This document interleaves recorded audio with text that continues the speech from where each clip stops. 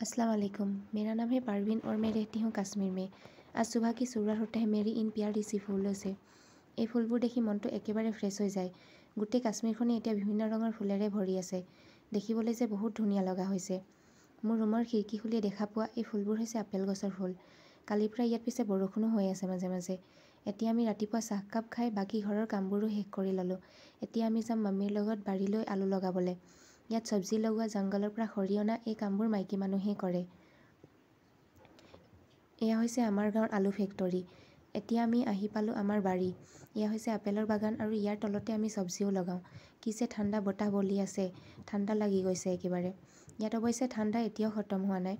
আহি মামীয়ে সময় নষ্ট নকৰি আৰম্ভ কৰি দিলে আলু লগাবলৈ, কাৰণ বৰষুণৰো একো ভৰসা নাই। বাৰীৰ কাষতে আছে জংঘল, ওখ ওখ পাইন গছবোৰে ভৰি আছে। মোৰ কেমেৰাৰ পিকচাৰ কোৱালিটি ভাল নহয় বাবে ইমান ক্লিয়াৰ অহা নাই। ৰিয়েলত যে বহুত ধুনীয়া লাগে ঠাইবোৰ। এইবোৰ চাই থাকোঁতেই আহিলেই নহয় বৰষুণ যাক আকৌ। জল্দি আলু লগাই আমিও ঘৰলৈ বুলি বাট ল'লোঁ।